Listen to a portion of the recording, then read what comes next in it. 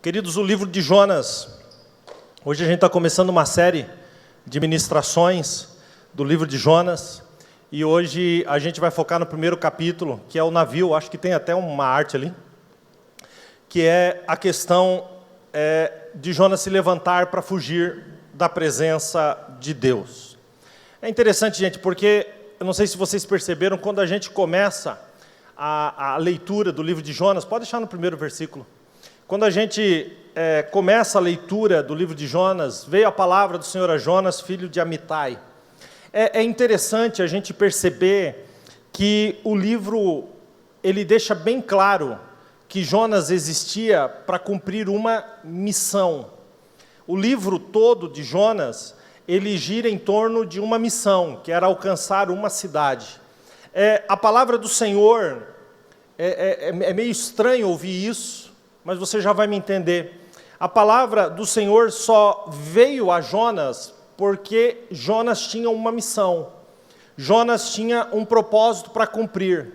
O propósito e a missão de Jonas era cumprir aquilo que Deus estava determinando. Logo, eu posso colocar esse entendimento da seguinte forma: Jonas só existe por causa de um propósito. Quando a gente se depara com uma frase como essa, que é uma frase desconfortante, né? Não é uma frase que nos conforta, a princípio sim, mas é muito além daquilo que a gente pensa. Quando a gente se depara com uma frase como essa, a gente tem que entender que Deus nos criou para um propósito. E cada um de nós tem um propósito a cumprir. Quando a gente entende isso, então a gente consegue entender o porquê vivemos. Pastor, tem pessoas que não vivem o seu propósito. Então eu digo que essas pessoas não vivem, eu digo que essas pessoas existem. Toda vez que a gente está apenas existindo, sem cumprir um propósito de Deus na nossa vida, a gente procura de todas as formas, ainda que alcançar tudo que a gente possa na nossa vida, a impressão que temos é que a gente está dentro daquela rodinha do ratinho lá no laboratório, né? A gente está correndo, mas não sai do lugar. E eu digo isso falando da nossa alma, né? Eu digo então que essas pessoas, elas estão existindo, mas não vivendo, né? O existir é isso, é levantar todos os dias, é ir trabalhar, é correr atrás das mesmas coisas sempre, né? E a gente entende pela palavra de Deus que quando a gente compreende o propósito de Deus na nossa vida, então a gente deixa de existir e passa então a viver aquilo que realmente tem para a gente. Olhando para o livro de Jonas, eu sou capaz de dizer que o propósito é maior que Jonas. Quando a gente entende isso, a gente entende que viver sem propósito é apenas existir. A gente tem que compreender que o propósito que Deus tem na nossa vida, ele é maior do que a nossa própria vida. Paulo, entendendo isso, ele diz assim: olha, eu vou gastar e deixar gastar a minha vida por esse propósito. Porque ele entende que ele nasceu com aquele propósito para cumprir, com aquela missão para cumprir. E a gente entende isso então. Quando entendemos isso, percebemos que mais do que apenas existir, passamos a viver com um propósito para cumprir. E isso é bíblico. Porque a gente tem que entender por que a gente está nesta terra. Efésios 2:10, Paulo vai escrever e diz assim: porque ele vai responder essa pergunta. Paulo, por que eu estou aqui nessa terra? E aí Paulo explica e diz em Efésios 2:10, porque nós somos feitura sua, criados em Cristo Jesus. Isso é maravilhoso de ouvir, mas para quê? Paulo continua: para as suas boas obras, aos quais Deus preparou para que andássemos nela. O que é as boas obras que Deus preparou para mim, para que eu andasse nela? Ou seja, Ele já preparou de antemão, porque eu caminho por um caminho já feito por Ele. O que são essas boas obras que foram preparadas por Deus para que eu andasse nela? Essas boas obras preparadas por Deus para que eu andasse nela, é o meu propósito. É viver o que Deus tem para mim. quando eu estou no caminho daquilo que, vivendo aquilo que Ele preparou para mim, então a minha vida cria um novo sentido. O propósito, gente, nada mais é do que a obra de Deus para a gente realizar. E glorificar a Deus na terra, a gente pode fazer isso de muitas formas, mas tem uma que nós conseguimos satisfazer esse Deus. Você pode glorificar a Deus levantando a sua mão na hora do louvor. Você pode glorificar a Deus vindo aos cultos, ouvindo a palavra de Deus. Você pode glorificar a Deus derramando as suas lágrimas na presença de Deus. Mas existe um jeito de glorificar a Deus que é o que a gente tem que buscar e colocar como alvo da nossa vida. Qual é o melhor jeito, ou o jeito mais correto, o jeito pleno de glorificar a Deus? Então a gente vai pegar o exemplo de Jesus. E Jesus, lá em João, capítulo 17, versículo 4, ele vai dizer assim, ele está falando com Deus, ele diz assim, Pai, eu te glorifiquei na terra, tendo consumado, realizado a obra que tu me destes a fazer. Então deixa eu colocar um negócio na sua mente, para que você realmente raciocine comigo. A forma que nós glorificamos a Deus vai muito além de um levantar de mãos, vai muito além de um culto no domingo. Nós glorificamos a Deus quando estamos executando o propósito específico que Ele tem para a nossa vida. Quem entendeu isso até que diga amém. Quando a gente olha para Jonas, então, a gente entende isso. Deus fala com Jonas porque Deus tem um propósito. Deus fala com Jonas porque Deus criou Jonas para uma missão. Já já você vai entender. Jonas, até no nome, foi criado para uma missão. Deus fala com Jonas porque Jonas tem uma missão. E a missão é nítida e clara. Ele diz, vai até Nínive, clama contra ela, ou seja, prega contra ela, porque a sua malícia subiu até minha presença. Uma cidade, uma metrópole da época, iria ser destruída por causa do seu pecado. Então Deus diz, eu quero dar mais uma chance para essa cidade, você vai até lá, e você vai pregar a esta cidade. Essa era a missão, esse era o propósito da vida de Jonas. Era isso que faria de Jonas este grande homem. Observe que no versículo 1 diz assim, e veio a palavra do Senhor a Jonas. Jonas não é chamado de profeta no primeiro versículo. Jonas só vai ser chamado de profeta depois que ele cumpre a missão. Quem está entendendo? Deus tinha o ministério profético para Jonas. Jonas seria profeta. Tudo estava pronto, então Deus dá a missão para ele, mas ele rejeita. Enquanto ele rejeita, ele não alcança aquilo que Deus o criou para ser. Então a grande realidade aqui, gente, você tem alcançado aquilo que Deus te criou para fazer? E aí, muitos de nós, assim como Jonas, que eu digo que nós temos o DNA de Jonas, muitos de nós entramos então naquilo que eu chamo de fuga da missão, ou fuga do propósito, ou fuga da obra, ou fuga da centralidade, ou fuga do caminho, ou fuga do plano, pode chamar do jeito que você quiser.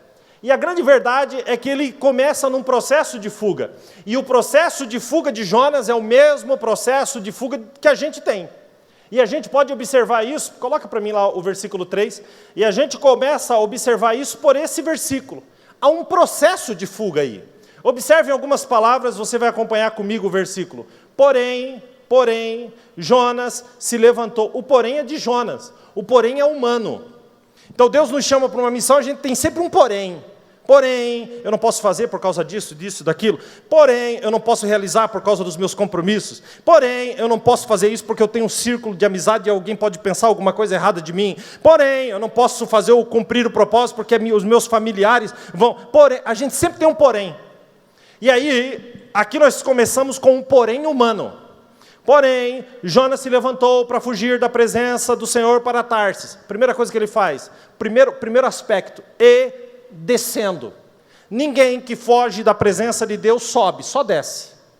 Ninguém que queira fugir da presença de Deus consegue fazê-lo subindo, apenas descendo. E toda vez que a gente desce para fugir da presença de Deus, a gente encontra um navio para nos levar para longe. Isso é tão verdade que o navio não estava lá parado esperando Jonas. O versículo diz, achou achou, né? Descendo para Jope, achou um navio. Se ele achou, é porque ele procurou. Todos aqueles que querem fugir da presença de Deus, eles entram num processo de descida, eles encontram algo que supostamente na mente deles os levariam para longe de Deus, e Jonas ainda tinha possivelmente uma quantia reservada em dinheiro, porque esse versículo que você está lendo diz que ele pagou pela sua passagem. É como se ele dissesse, os meus recursos são suficientes para mim, eu não sou obrigado a cumprir o teu propósito, eu tenho aqui o meu pé de meia, eu tenho aqui os meus recursos, e com esses recursos eu me viro, e o versículo diz aí que ele pagou pela própria passagem.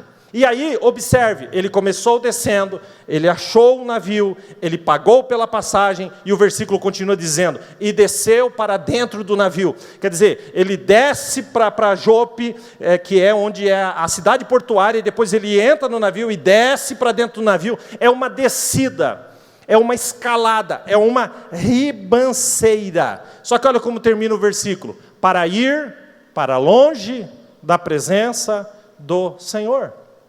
E ele não escolheu Tarsis por acaso, porque a cidade de Tarsis, que hoje acredita-se que fica onde fica a Espanha, naquela época, era o final do mundo. Sabe qual que é a conversa, sabe qual que é o que Deus fala de Tarsis? Está lá em Isaías 66, é o lugar mais longe, onde não ouviram a fama do Senhor, nem viram a sua glória. Então Jonas sabia disso aqui, e diz assim, eu quero ir para o lugar mais longe que existe, onde nunca ninguém tenha ouvido falar de Deus, nem da sua fama, e nunca tenha experimentado a sua glória. Ele colocou isso na cabeça, por isso ele pediu e comprou uma passagem para Tarsis. E sabe quanto tempo levava a viagem? 1 ano. Não pense que era ali, gente, do outro lado, não era ali no Rio Tibagi, não. Era 1 ano de viagem, era o lugar mais longe. Era conhecido como lugar onde Deus nunca havia colocado o pé.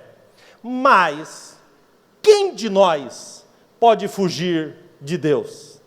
Porque, se Deus é onipresente, quem acredita nisso, diga amém. Então, é impossível fugir da sua presença. Se Deus é onipotente, ou seja, tem todo o poder, é impossível se levantar contra ele e prevalecer. Deixa eu falar uma coisa para você assim, com toda certeza. Não pense que é possível se levantar contra Deus e prevalecer. Não, tira isso da sua mente. Agora, se Deus é onipresente e está em todos os lugares, é impossível fugir da sua presença. Se Deus é onipotente, tem todo o poder, é impossível se levantar contra ele e prevalecer. E se Deus é onisciente, é impossível se esconder dele.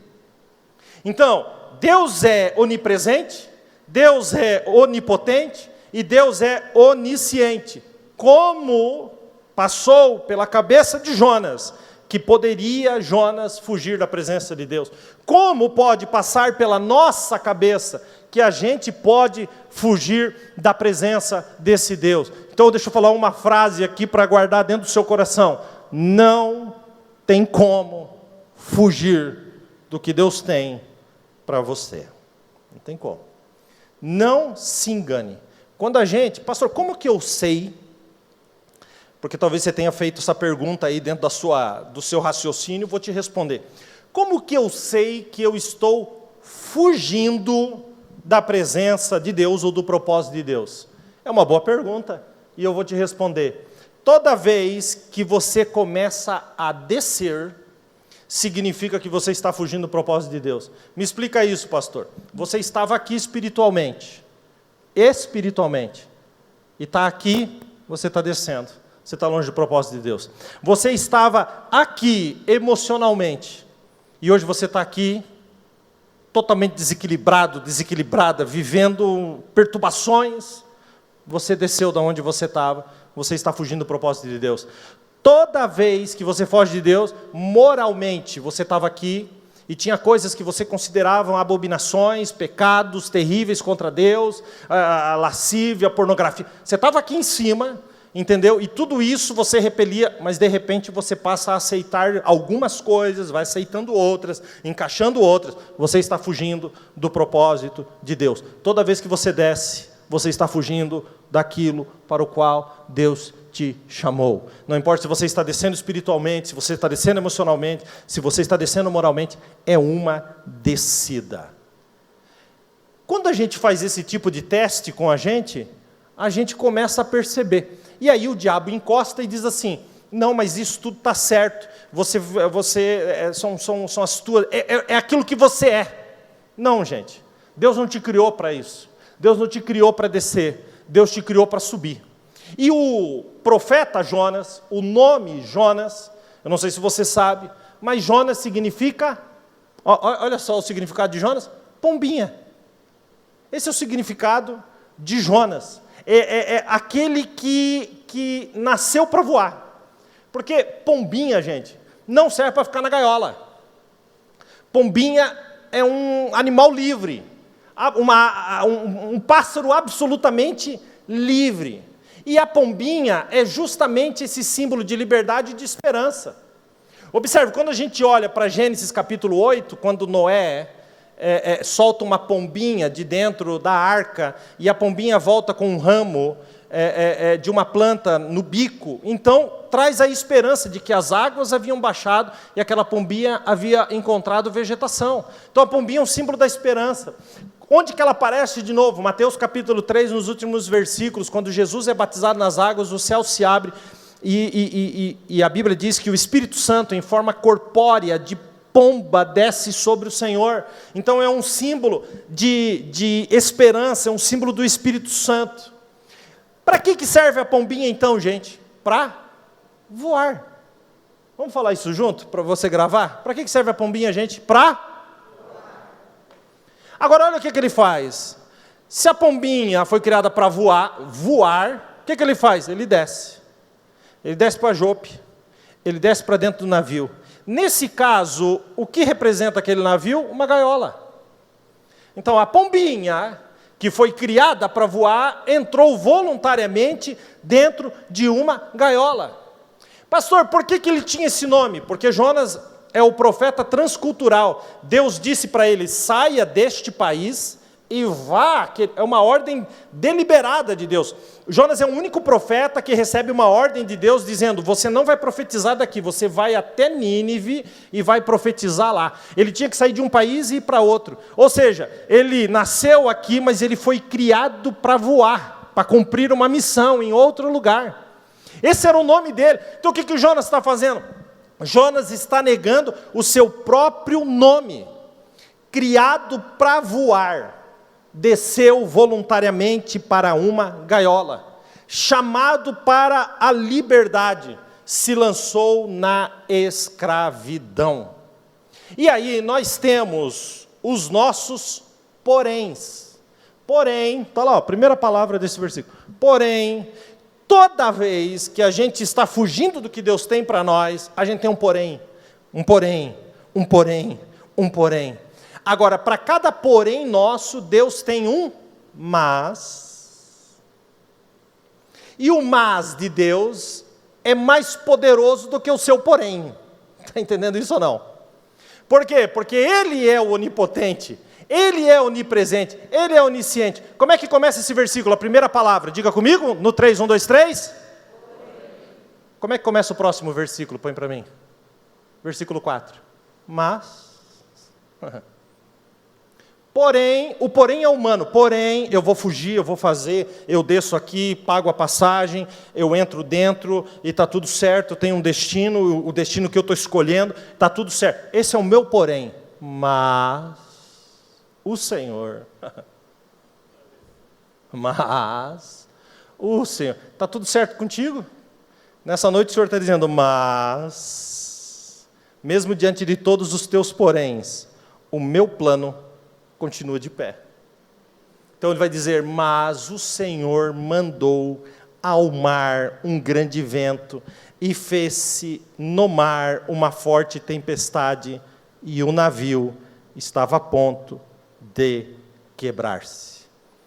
Eu acho interessante porque o mesmo trajeto que Jonas usa para fugir de Deus, o mar, é o mesmo trajeto que Deus vai usar para trazer Jonas de volta.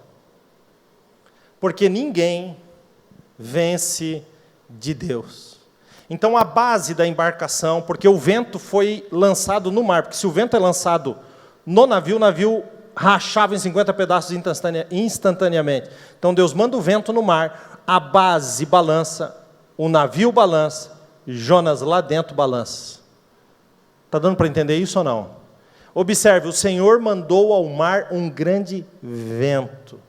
E o lugar escolhido como rota de fuga, que era o mar, agora é o mesmo lugar que Deus vai usá-lo para trazê-lo de volta. Todo o vento no mar, quase tudo quebrando ao seu redor, era só para acordar uma pessoa com quem Deus tinha um propósito. Posso te falar bem a verdade nessa noite aqui? Nada, absolutamente nada, fará você escapar da bondade do Senhor. Sabe qual que é a palavra? Certamente. Certamente. Salmo capítulo 23, número 23, versículo de número 6, diz assim: certamente que a bondade e a misericórdia do Senhor te seguirão todos os dias da sua vida e habitarás na casa do Senhor. Eu chamo isso da maravilhosa perseguição de Jesus. Quem foge de Deus acha que terá um dia de sol, mas só encontrará tempestades. Quando Deus procura, Deus acha. E eu acho interessante, gente, é que Jonas ele decide deliberadamente se anestesiar. Olha o que diz o versículo 5, põe lá para nós. Então temeram os marinheiros e clamavam cada um ao seu Deus, e lançaram ao mar as cargas que estavam no navio para o aliviarem do seu peso. Escuta agora, Jonas, o que está escrito aí? Jonas, porém, porque a gente sempre tem um porém. Posso te falar uma coisa? Nessa noite, todos os teus porém serão destruídos, porque ficará a palavra de Deus sobre a sua vida e sobre a sua casa. Porém, desceu ao porão do navio e, tendo se deitado, dormia em um profundo sono. Eu sempre entendi, achava, a gente tinha a ideia de que Jonas estava dormindo, então começou a tempestade. Não é o que diz esse versículo. Esse versículo diz que a tempestade começou, o desespero começou, Jonas viu a tempestade e mesmo assim Jonas decidiu dormir. E sabe o que diz aí no final do versículo? E dormia um profundo sono. Esta palavra, profundo sono, é a mesma palavra usada na Bíblia lá em Gênesis, quando Deus faz Adão dormir um profundo sono, e enquanto Adão dormia, é tirada uma costela de Adão, da onde Deus faz a mulher. Esta palavra profundo sono, ela é a raiz da palavra anestesia. Deus anestesiou Adão. Então Adão não sentiu dor, não sentiu sensibilidade, e Deus tirou de Adão uma costela. Aqui agora, a mesma palavra é usada. Ele se anestesiou. Ele ficou insensível ao que estava acontecendo à sua volta. Ele não quis nem saber se ia morrer ou não ia, se ia destruir ou não ia. Ele não queria saber, mesmo entendendo que a culpa era dele. Ele sabia que Deus tem um plano, mas ele vai ao mais profundo nível para ignorar o chamado de Deus. O prejuízo, gente, está na sua volta. Está aí, é só você ler o versículo. Todos os marinheiros temeram. Do que está falando aí, pastor? Prejuízo emocional. Na continuação do versículo diz que eles clamavam cada um ao seu Deus. Que prejuízo é esse? Prejuízo espiritual. Eles lançaram as cargas do navio. Que prejuízo é esse? Prejuízo financeiro. Ou seja, a pessoa que está fugindo de Deus está rodeada de prejuízos emocionais na família, está se tornando uma pessoa insuportável, as emoções, os relacionamentos são conturbados, há uma fraqueza emocional, há um desequilíbrio emocional, mas ela insiste em fugir de Deus. Há um prejuízo espiritual, a pessoa não tem comunhão com Deus, a pessoa mistura aquilo que é santo com o que não é, o impuro com o puro, e acha que dá para fazer essa junção, quando na verdade não dá, porque Deus é santo, continua sendo santo, será eternamente santo, e nos chamou para ser santo.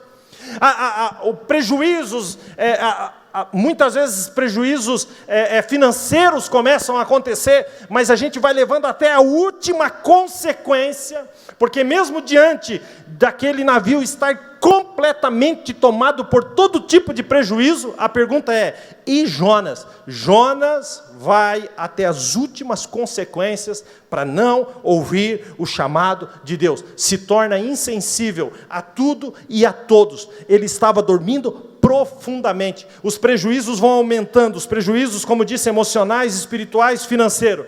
Jonas sabe que se acordar e se voltar para Deus, tudo isso termina, mas ele prefere se desligar, ele prefere se isolar. A embarcação, o navio tem o destino certo, mas tem uma pessoa errada dentro. E se tem uma pessoa errada dentro, aquilo que é para ser certo, dá errado também. Quem está entendendo isso, diga amém. Não é, gente, aqui a pregação não é sobre ir e vir, mas é sobre despertar. E eu posso lhe dizer uma coisa: Deus sabe como acordar a gente. Deus sabe. Ninguém foge de Deus. E o salmista, quando entendeu isso, ele escreve um salmo sobre esse assunto. O Salmo 139, do versículo 1 ao 10, é o suprassumo desse entendimento. Olha o que ele vai escrever. Ele diz: Senhor, Tu me sondas. A sonda é aquela que é solta pelos navios para chegar no fundo, para alcançar o fundo. E aí o salmista diz: Tu me sondas e Tu me conheces. Tu sabes o meu assentar. Ele sabe tudo, gente. E o meu levantar. De longe, Deus, Tu entendes o meu pensamento. E aí ele diz: cercas o meu andar e o meu deitar, e Tu conheces todos os meus caminhos. Aí o salmista continua e diz: não havendo ainda palavra alguma chegado à minha língua, eis que Tu já a conhece. E aí ele continua e diz: Tu me cercas, olha a perseguição maravilhosa do amor de Deus. Tu me cercas por trás e por diante, e põe a Tua mão sobre mim. É como se fosse uma panela, por trás, por diante, e põe a mão em cima. E ainda liga embaixo o fogo do Espírito. E a gente está lá dentro. Aí a gente começa a chiar, né? Ah, vou morrer. Morre nada. Porque quem colocou a mão em cima sabe exatamente a hora de tirar e olhar para dentro e dizer: está pronto. Não morre. Tu me cercas por detrás e por diante, pusesse a Tua mão sobre mim. E aí ele entra, ele compreende, ele diz assim: para onde, gente? Para onde eu irei do Teu Espírito? Ou para onde, Deus, fugirei da Tua face? Ele diz: se eu subir lá no céu, Tu estás lá. Se eu fizer a minha cama num abismo, Tu também está lá. E ele continua, ele diz: e se eu tomar as asas da alva, e se habitar lá nas extremidades do mar? Para onde Jonas queria ir? Para a extremidade do mar. Aí o salmista diz: se eu tomar as alvas da alva, e se habitar nas extremidades do mar, até lá, a Tua mão me guiará, e a Tua mão direita, a Tua destra, me sustentará. Posso falar uma coisa? A gente decide que vai dormir, Deus decide que vai nos acordar. A gente decide que vai fugir, Deus decide que vai nos encontrar. E alguém olhando para mim aí de baixo hoje, ou pela internet, não sei, pode estar olhando fixamente em mim e dizendo assim: mas Deus pode escolher outro. Escolha outro, Deus. A minha vida tomou uma direção, escolha outro. Posso lhe dizer uma coisa? Não. Deus não vai escolher outro ou outra. Porque Deus não erra na escolha. Deus escolheu você. Deus escolheu você. Quem pode dar um glória a Deus por isso? Ele sabe das tuas dores. Ele sabe, gente. Ele sabe dos teus erros. Ele sabe das tuas falhas. Ele sabe das tuas frustrações. E Ele sabe até que você fugiria. Mas mesmo assim, Ele te escolheu. Ele te escolheu.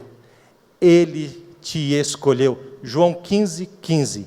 Não fostes vós que me escolheste a mim, mas eu vos escolhi a vós. Só quem está entendendo isso, diga glória a Deus. Oh, que coisa tremenda.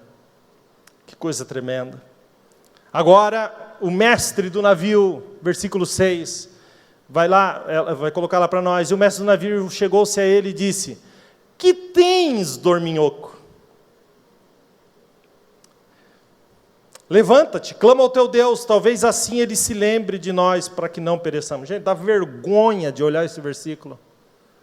Porque o ímpio, aquele que não conhece a Deus, está falando para aquele que foi chamado para ser profeta. O que tu tem, dorminhoco? O ímpio está esculachando o crente. Quantos de nós não somos esculachados por ímpios? Às vezes lá no trabalho, meu Deus do céu, desespero. Aí o ímpio levanta e diz assim: calma, existe um Deus no céu. Não, agora não tem mais jeito para minha família, para o meu casamento. Aí o ímpio chega e diz assim: não, calma, Deus pode fazer alguma coisa por você. O profeta está sendo chamado de dorminhoco. Quantas vezes o não crente tem uma palavra de Deus aos crentes que perderam a fé? Querido, Deus te deu a palavra da reconciliação. Você é uma bênção onde quer que você coloque os seus pés.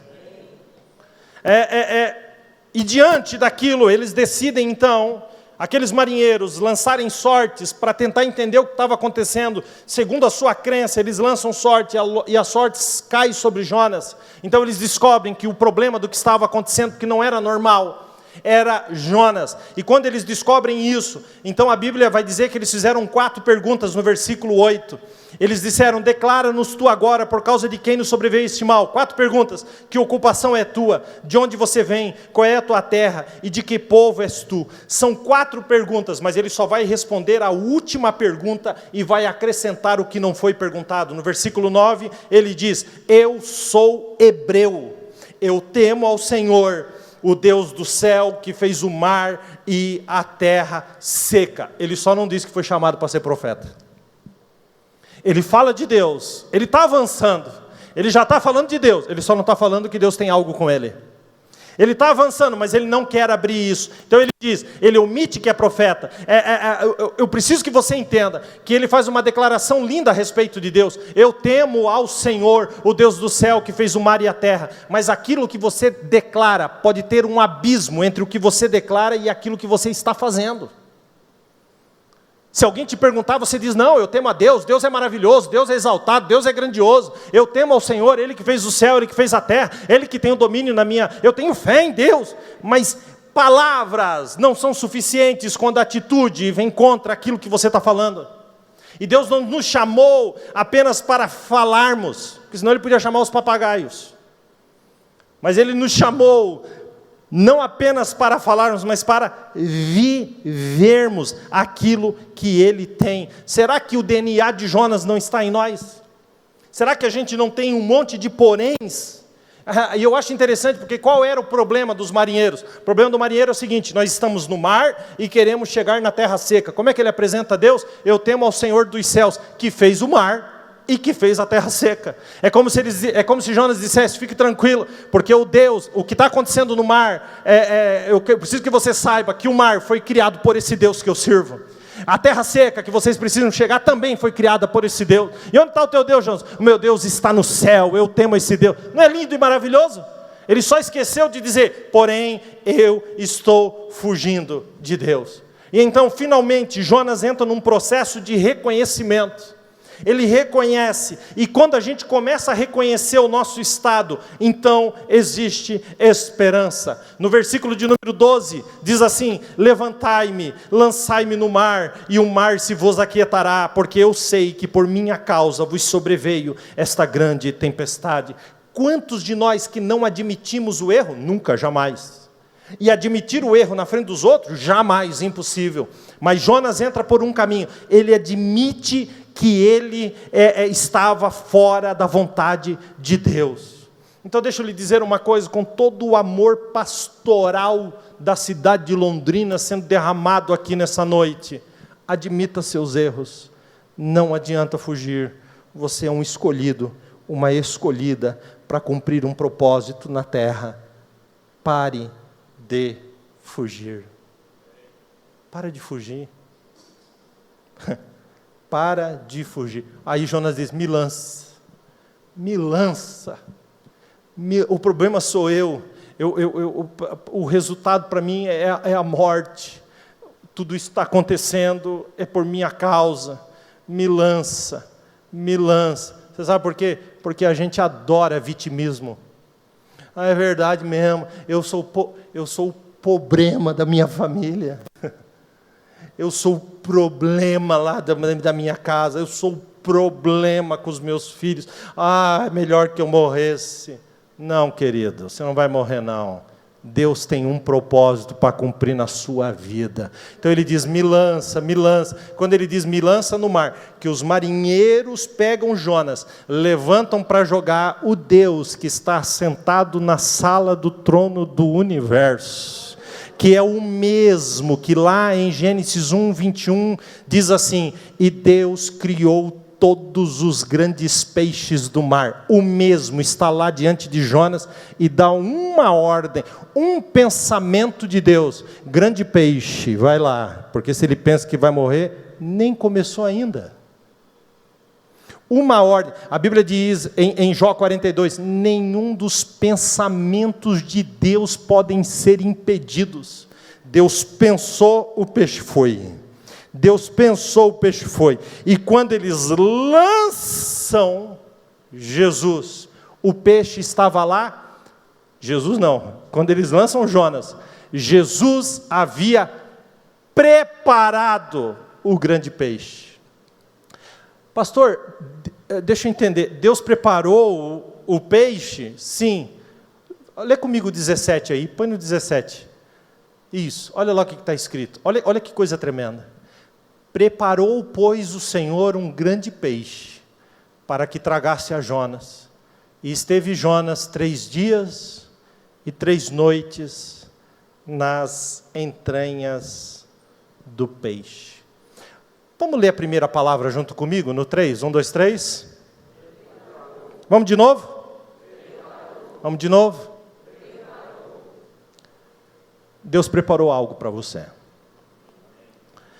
Eu acho lindo aqui a palavra de Deus dizer que Deus preparou um peixe.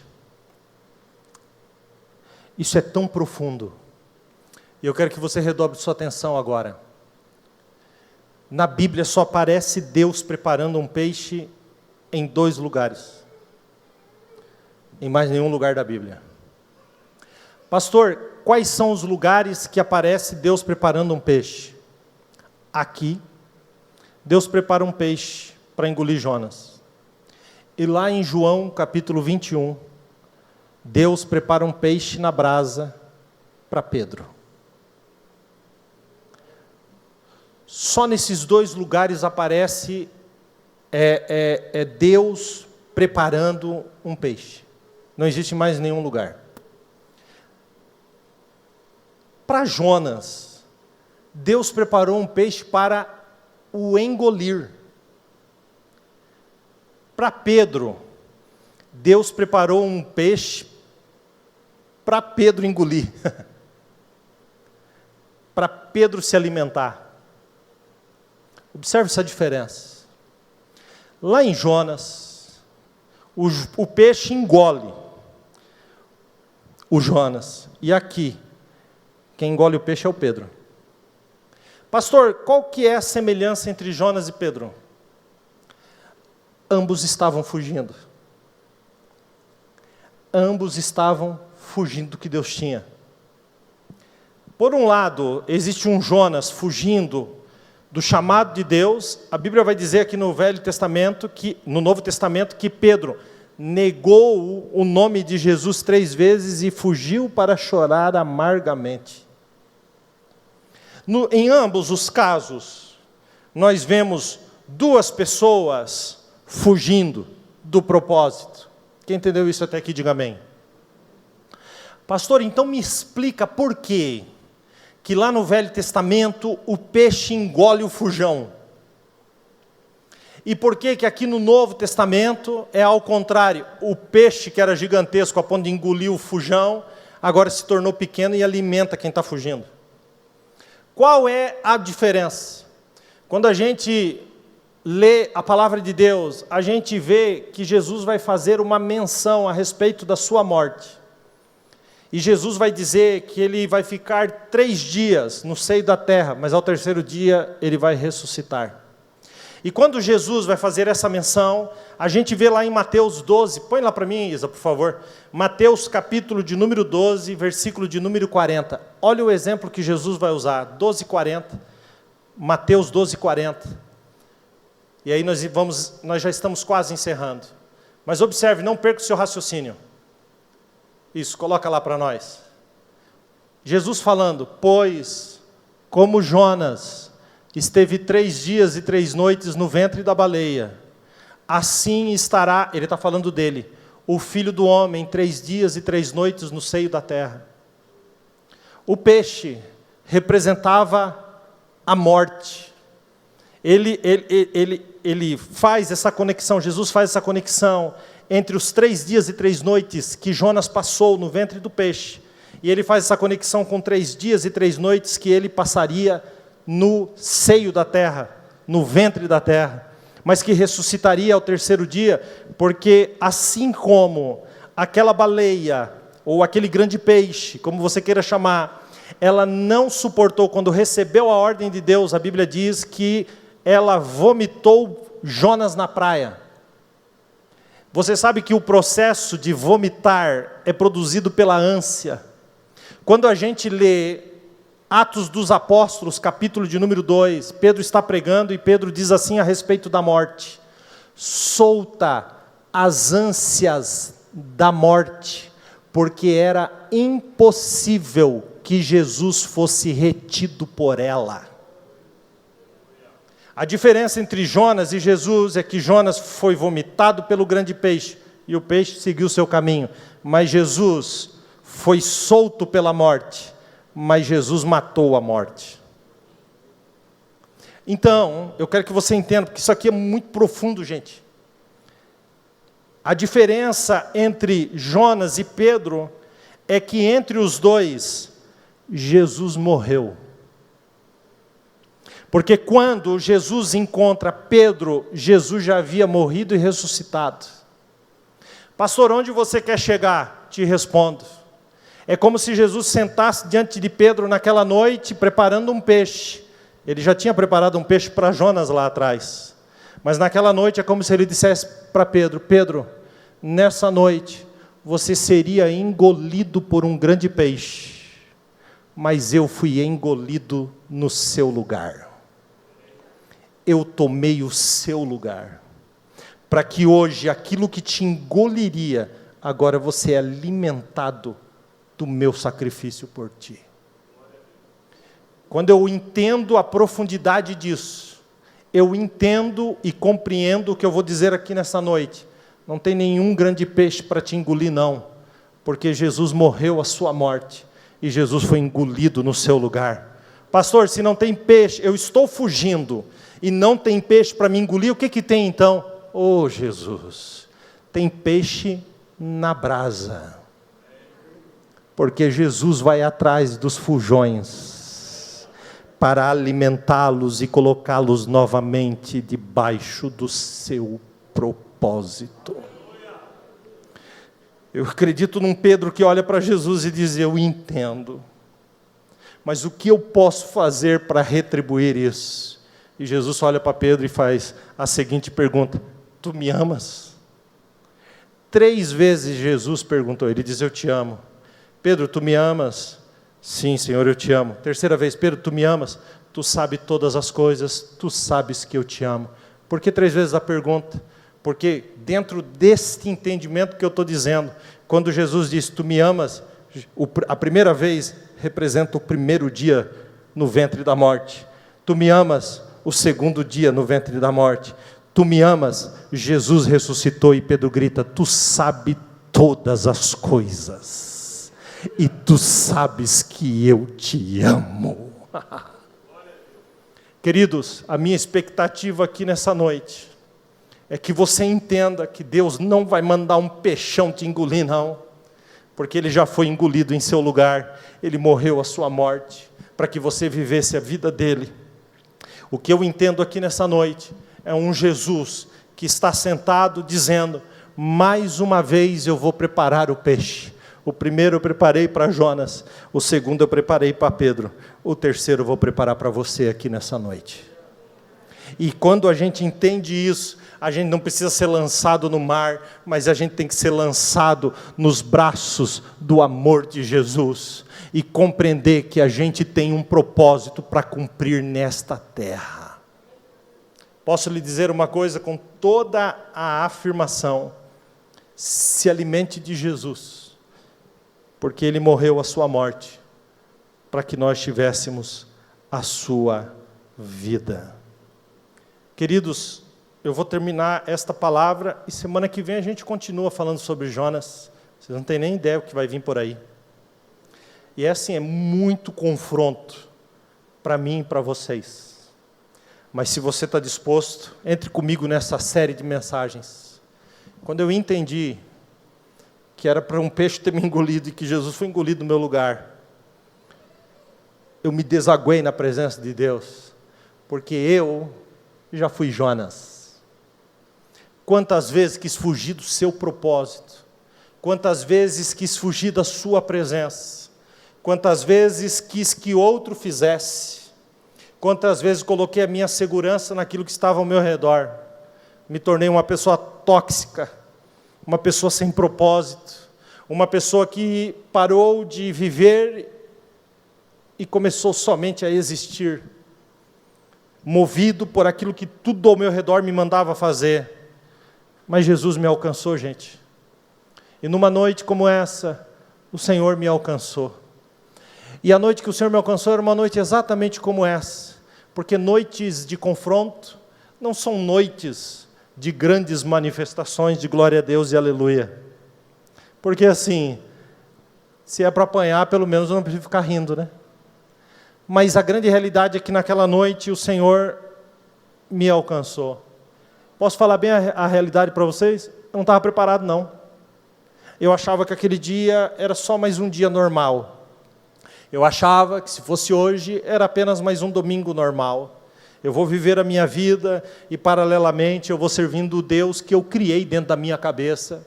E esse Deus vai me seguindo. Não, querido, Deus não te segue. É você que tem que seguir Ele. Deixa eu te falar uma coisa. Põe uma coisa na sua mente. Deus não te chamou para ser sócio. Deus é seu dono. Deus não te chamou para ser seu sócio, não. Deus é seu dono. Quem manda é Ele. É Ele que faz. É Ele que realiza. Então, naquele dia eu nem estava preparado, mas Jesus me encontrou. Eu gosto da história de Paulo, que levantou um dia de manhã, tomou um café reforçado, pegou cartas para ir matar os cristãos, e ele coloca aquilo tudo, prepara a sua comitiva, e ele está indo a caminho de Damasco, e eu penso num Paulo que até então chamado Saulo, mas vamos lá, Paulo, que tinha na mente que naquele dia à noite, ele ia comemorar a morte dos cristãos, com muita bebida, com muito vinho forte, porque o dia dele estava planejado, mas,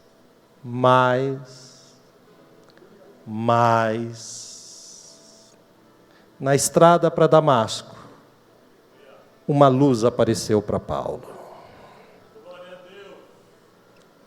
E do meio da luz saiu a voz que dizia: Paulo, Paulo, por que você me persegue? E Paulo cai com o rosto em terra e diz: quem és tu, Senhor? E ele diz: eu sou Jesus. Ninguém prevalece contra mim, Paulo.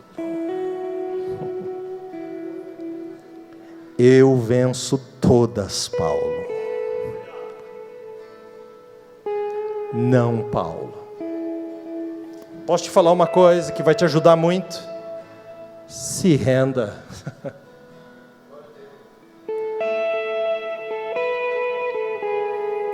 E quando eu me rendi, eu achava que eu ia perder o controle da minha vida, e eu descobri que eu nunca tive controle de nada.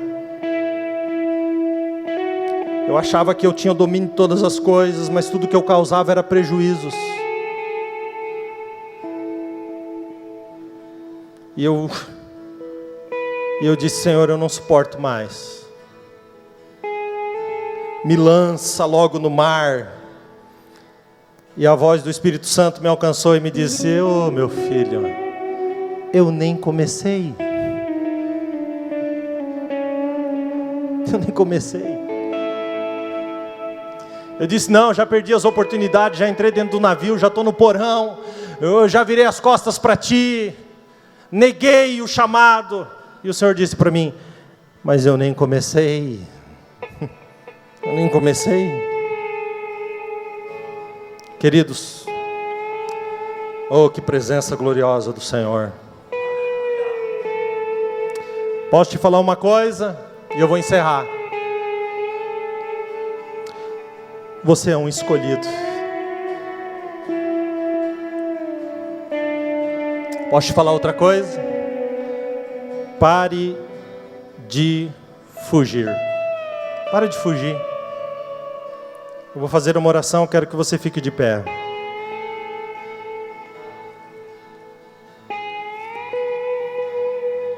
Eu já contei essa história umas 1000 vezes. E vou contar mais uma. A história da pipa e do menino. Quem aqui já soltou pipa ou viu alguém soltar pipa uma vez na vida? Todo mundo. Então o menino pega a pipa e solta a pipa. E agora a pipa pensa que está livre. Então a pipa voa para lá, a pipa voa para cá. Mas chega um momento que a brincadeira vai acabar. Então o menino dá uma puxada, um coice na pipa. Que ele puxa a linha para trás, ele enrola na lata. E a pipa, que achava que podia fazer o que queria, começa a ser atraída ao menino. Porque o menino é o dono da pipa, gente. E ele vai puxando, vai puxando, vai puxando, e às vezes a pipa não quer vir. Então a pipa bate no poste, a pipa bate na árvore, a pipa bate em cima da casa, mas o menino continua puxando. E nem que chegue só o bagaço na mão do menino, a pipa vem na mão dele, porque ele é o dono da pipa. Você precisa entender que existe um Deus que é o teu dono. E talvez você achou que podia fazer o que você quisesse, mas eu quero lhe dizer que hoje Deus está puxando a pipa para a mão dele, porque você continua sendo dele. Pastor, deixa eu entender então. A pipa sou eu, sim. O menino é Deus, sim. E a linha? A linha é o Espírito Santo. Que você pode pensar que foi para o mais longe de Deus, mas o Espírito Santo ainda estava queimando como um pavio fumegante dentro de ti. Sabe quem te trouxe aqui nessa noite? A linha. O Espírito Santo te atraiu para esse lugar nessa noite. E Deus está dizendo aqui para ti: nem que seja só o bagaço, tu é meu. E o que o menino faz com a pipa arrebentada? Ele conserta a pipa. Ele arruma a pipa. Ele põe um novo papel de seda na pipa. Porque a pipa é do menino. Você é de Deus. Você é um escolhido de Deus. E teve um dia, vou revelar isso para vocês, que eu saí para fora da minha casa, eu olhei para o céu e eu disse: Deus, me deixa ser como todo mundo é. Está todo mundo aí, cada um vivendo as suas vidas, parece que eu não consigo.